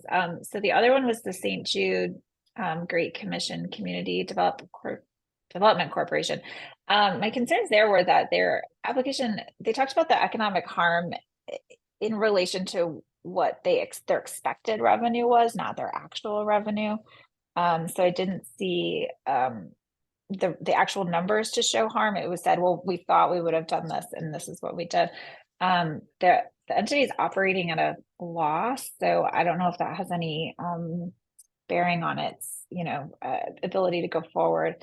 But and then the major concern I had actually though was, like, again, the lease on this one. It says that the landlord is responsible for all major systems. So I think that the funds that they're requesting for the project that they're requesting for is actually, supposed to be done by the church itself. So it appears that the primary beneficiary of this money would be the church, not the Community Development Corporation arm of that. So that was my concern on that one.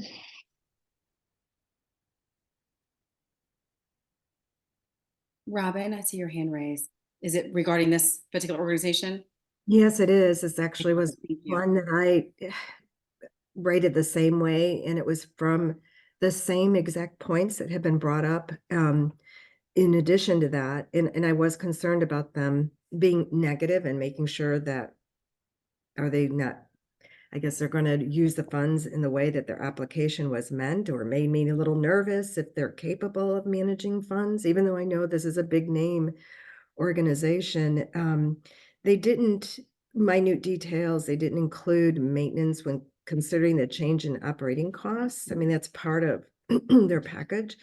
And then this is very minute. I'm not placing acquisitions or you can tell this called acquisitions. You guys get it.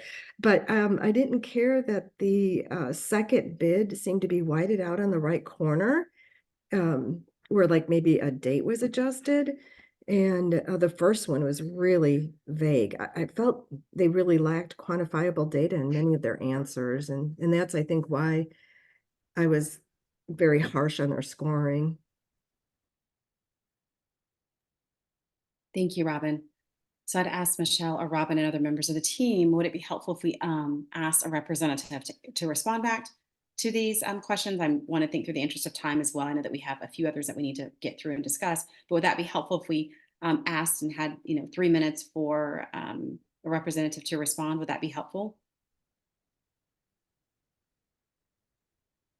I would definitely want to hear from them before we made any decision as to that. The lease, to me, the lease says what the lease says, but I would like to hear, any. I would obviously like to give them a chance to address any concerns that we've raised. David, you're a member of that organization on the line. Thank you. Good morning. Thank you so much. First of all, I want to thank you for this process. It's been a very, very educational process for us as a small nonprofit. Couple of things I want to speak to Michelle and Robin. We are not operating in a negative. It is the way when we do our housing, I'll put it this way, when we get our housing from our funder, we get dollars for construction. Those dollars are actually done by a loan line of credit. When we sell a home, the line of credit is paid off. At the time that we submitted our financials, our accountant did not account for the fact that those loans were paid off at the closing table. And so it looked as if we were operating in a negative. And we were actually trying to get everything in and hoping that we would have an opportunity to talk about operating in a negative. We are not operating in a negative. And so I just want to kind of clarify that we are in the process of getting those financials where it shows that we are not operating in a negative, and we had not been operating in a negative. It was the way that our 990 looked, and it was the way that our financials looked at the time of reporting. So we never operate in a negative, but we're always at some point before we close, we have these big dollars that are coming in for a house closing that always appears that we're operating a negative. And I'm not sure what was the other question that someone had about, was it the, oh, of course, with the bids that we're in. We work with a lot of minority contractors, and we try to get those bids as clean as possible. And nothing was whited out. It was just trying to get the bids from our minority contractors. We are in the CRA, our small nonprofit is in the CRA. We try to work with as many minority contractors as possible. And sometimes they don't always have the technology to submit things in a way that you can look at. But I can assure you that those bids, nothing was whited out, just trying to get the contractors in. Also, as far as the church is concerned, with the small nonprofit, we were very, very happy that we were able to get space in the church. And someone mentioned the fact that the actual lease says that the church is responsible for that. Also, we can, with the I guess the church will allow us to come in and do those the things that need to be done to the building. We were very, very happy that we could get that space. We have to save a lot of money. And so with the church being able to allow us to come in, as most small churches, while they allowed us to have the space, it was always known if we got that space that anything that we would need to do, any upgrades or anything that we would do, we would have to be responsible for doing that. Most churches, like small churches, did lose a lot of members during the COVID, and so they could not support the actual upgrades to the building. We have done some other upgrades to the buildings, to the bathrooms and things like that. And this was one of the things that we needed to do to have this building, have it as a community resource, and be able to, first of all, bring more people into the building so that we don't have to spend those dollars outside, bringing our clients, our customers outside of that building. But thank you. We are so happy to be a part of the process. Thank you so much.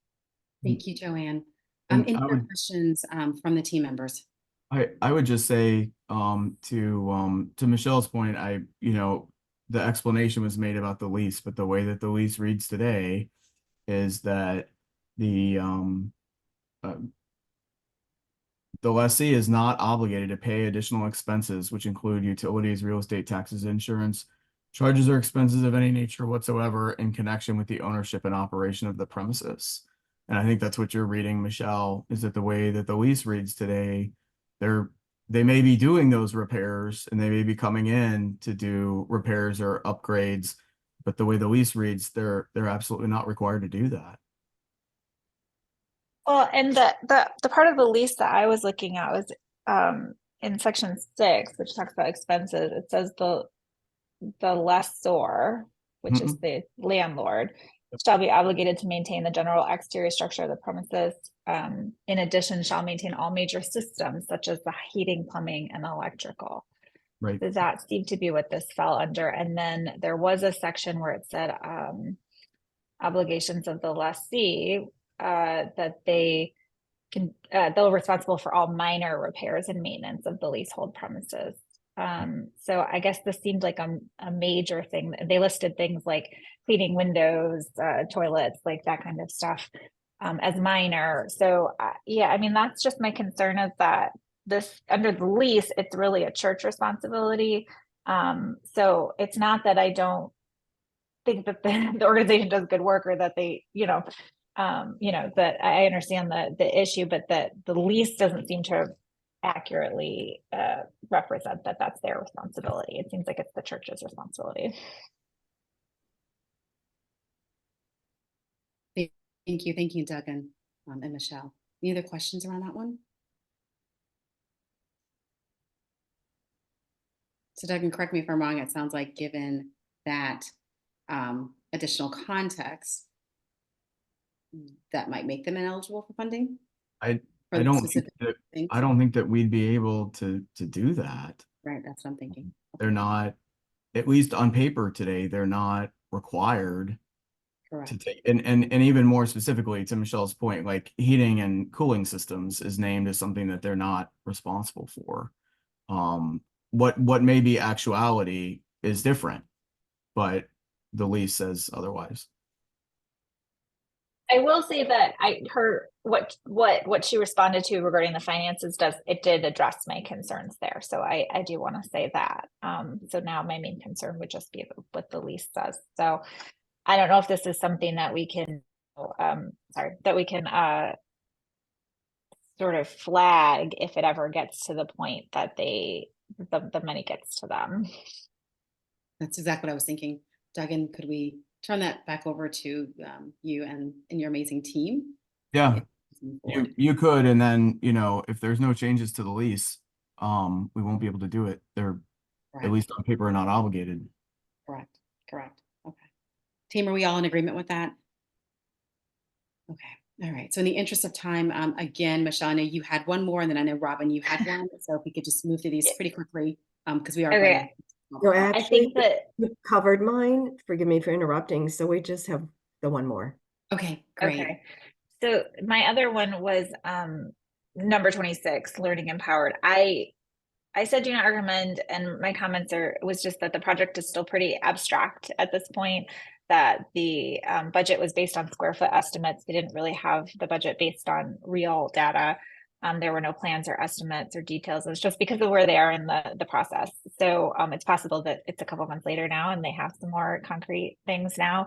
And the other concern was that they didn't quantify the economic impact from COVID. So those were my concerns on that one. Michelle, I had the same concern regarding the COVID impact and not being able to understand that. And my notes were the exact match. So pardon me, I'll pop up the list again. So in terms of creating a secondary list of recommendations, there are these. Are there ones you absolutely want to eliminate that I should move below that 26 line?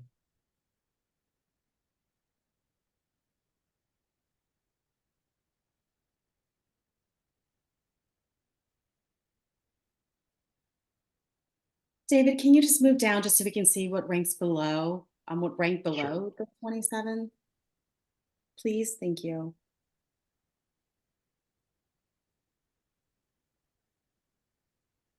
I think as I look below that list, I'll give my own perspective. Van Gogh's palette, along with, there's another one, I just don't see it right now. Hispanic Outreach Center. Those are the two that I would opt to move prior to or ahead of the Ruth Eckerd Hall request.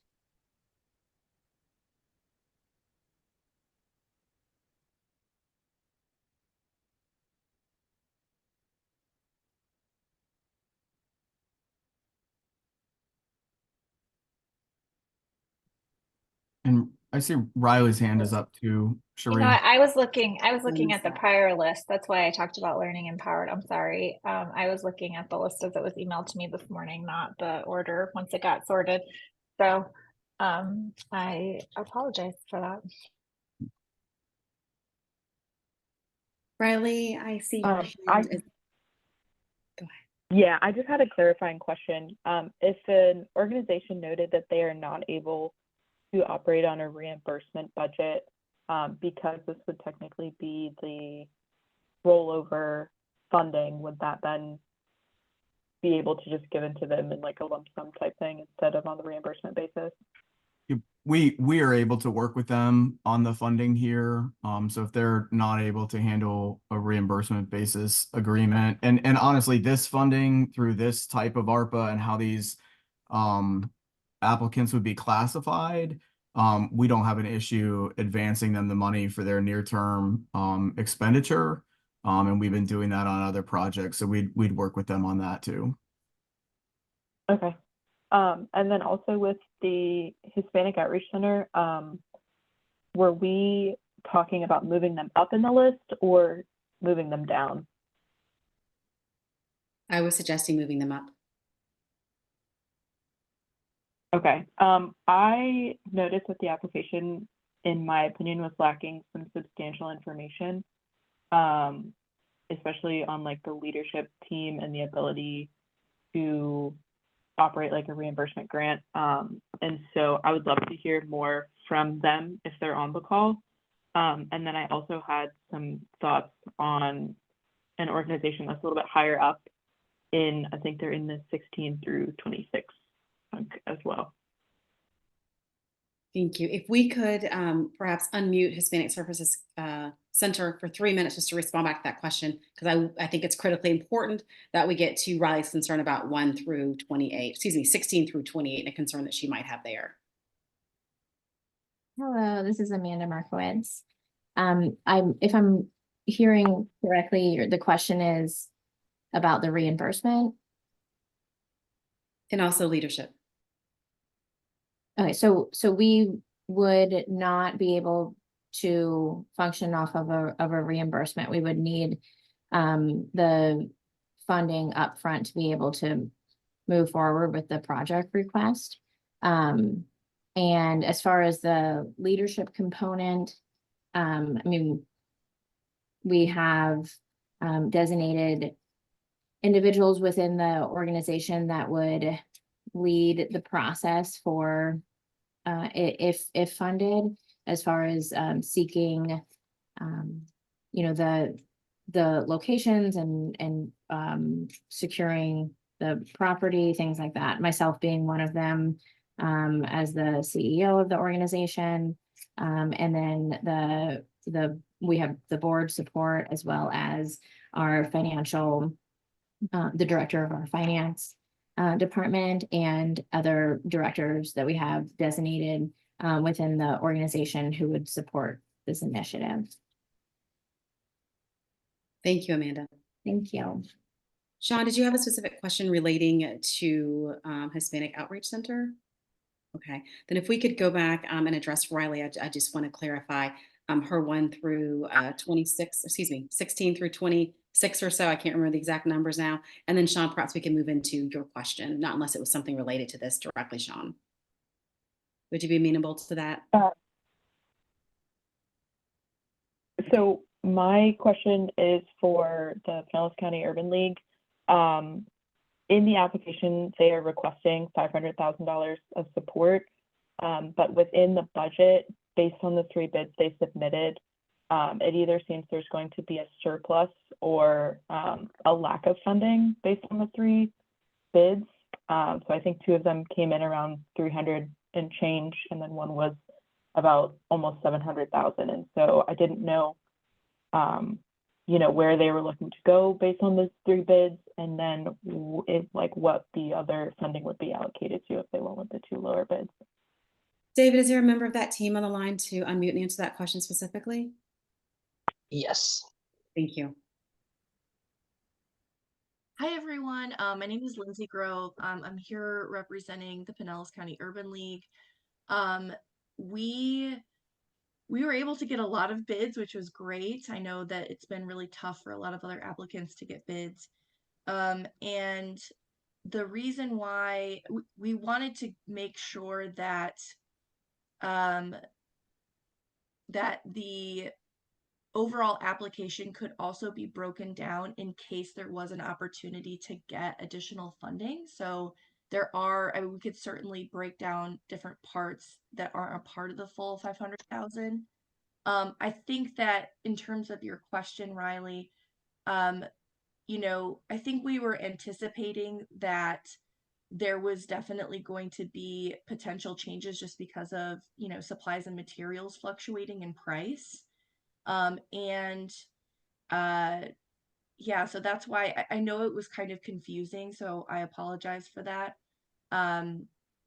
We just wanted to make sure that, you know, we were able to kind of show these are kind of the 3 different tiered bidders that we could go with, and that we were flexible in what whatever funding we could potentially get, if it was the full amount or less, and also that, you know, we had flexibility in you know, the kinds of bidders that we could get based on you know, kind of that 3-tiered amount of contracting services, if that makes sense.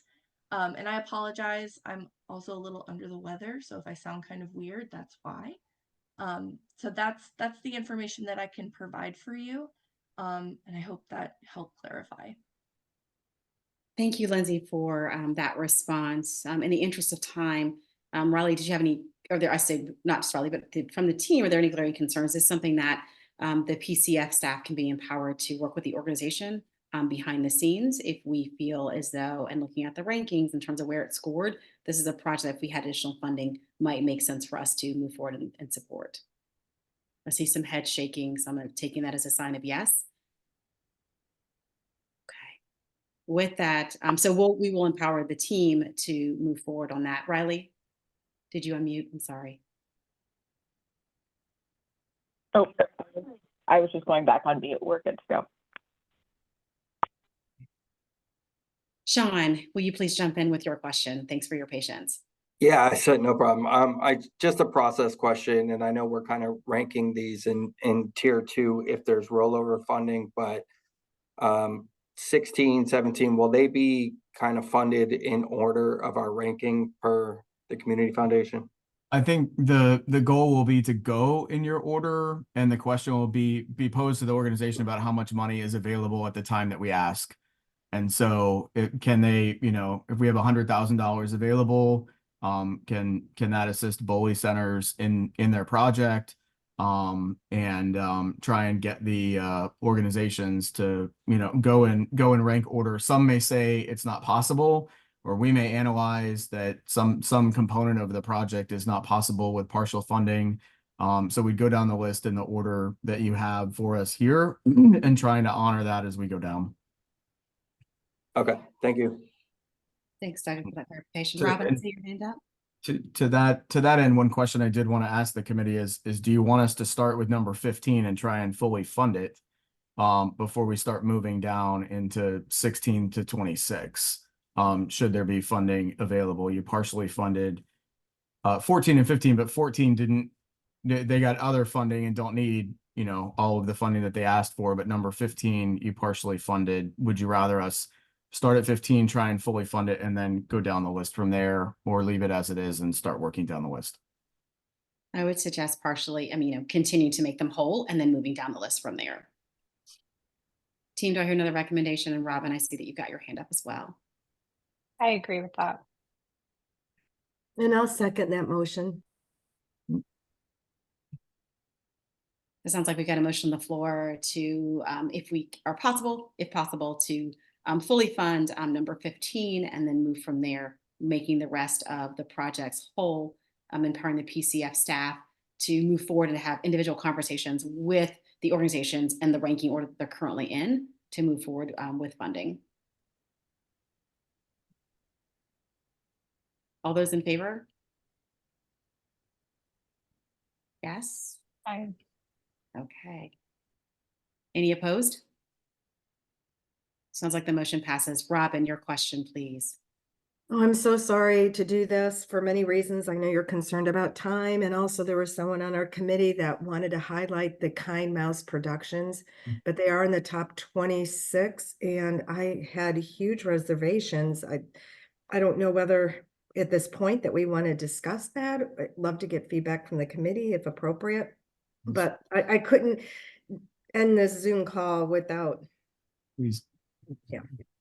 Absolutely. Let's have the conversation about it. Will you please go ahead with your concerns? Sure. A few things that stood out in particular, they didn't assess changes in their operational costs. That's kind of minute. The proposal description, here's more my concern, did not address lifespan, or there was no data within the organization's sustainability or the geographic impact. The timeline wasn't specific or explanations for the duration, and the budget detail didn't include the contingency. And there was no clear definition of fiscal management or financial struggle or structure, which was probably my biggest concern. If they were to receive the funds, they didn't really describe something that built my confidence that they could manage it appropriately. Would love to know how anybody else on the committee felt.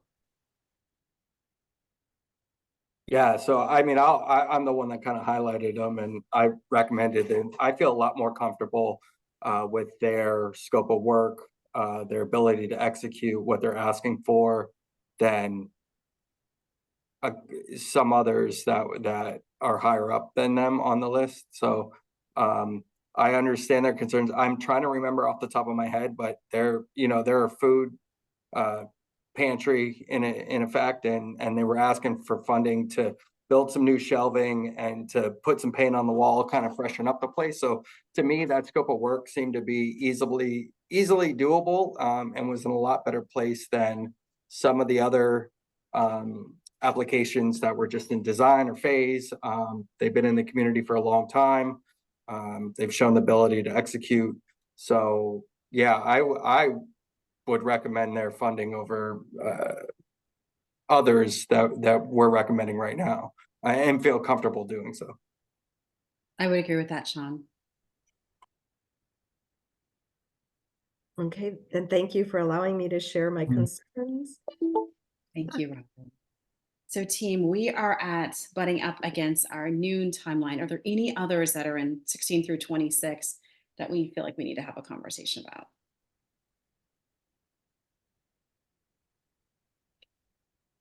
With that, Duggan, anything else that you feel as though you and the Pinellas Community Foundation team need from us as a committee to move forward and ultimately make recommendations to the Pinellas commissioners? No, I think this covers everything. And I think, David, it does. I do want to thank everybody who raised their concerns because we have noted them. And so if there are projects where those concerns have been noted, if they're on our contingency list here, we will remedy those before we actually work with the organization. And so I just want to let you know that that's been documented for our continued review if we get down that far on the list. So I want to thank you for sharing your feedback with us today for sure. And I'll leave it to. And so I'm going to put secondary here. And could we get a motion just to capture that these are secondary recommendations and for staff to go down the list later if funding becomes available? Could we get an action of the committee? Like to make the motion on that? I'll make the motion. Is there a second? I'll second. All those in favor? Aye. Aye. Aye. Okay. We have, any opposed? I believe we had a unanimous vote. Thank you, Pinellas Community Foundation, for your leadership again on this. Thank you, organizations who applied for the funding. And happy holidays, everyone. Thank you. We have just a quick couple wrap up. So now we'll take public comment for items not on the agenda. So this is anything not having to do with deliberation or the scoring recommendations of the committee. So a giant et cetera category. People will have 3 minutes to speak if they so wish. I'll give a couple seconds.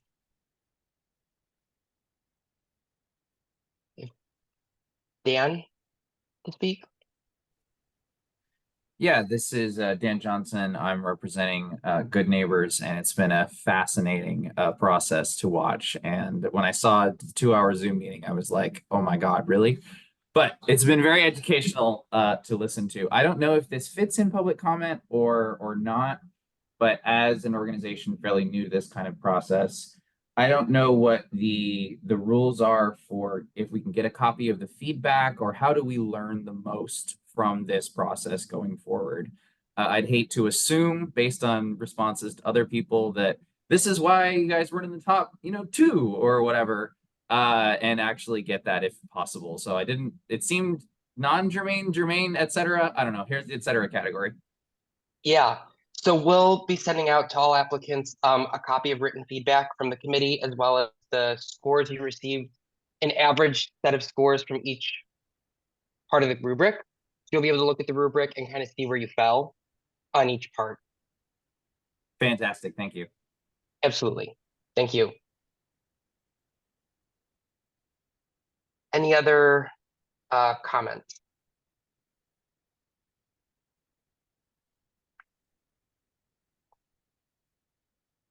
Okay. So I will just share the final slide. So for those that were recommended for funding today, as well as those secondary recommendations, they're slated to go before the Board of County Commissioners on January 30th. There was a work session several days before where they will probably initially review the recommendations and discuss them, but they will take action on January 30th. This is subject to change based on the county's determination of their needs and priorities, but we will be sending these over shortly. We'll be reaching out to those recommended later this week with more information. And that really wraps it up for today. So thank you again to the committee. Thank you, Cherie, for chairing. And to the applicants again, we know this has been a long process, but we really appreciate all the work you do and the time you took to apply. Thank you very much. Thank you, everybody. Thank you, PCF. Thank you. Bye-bye.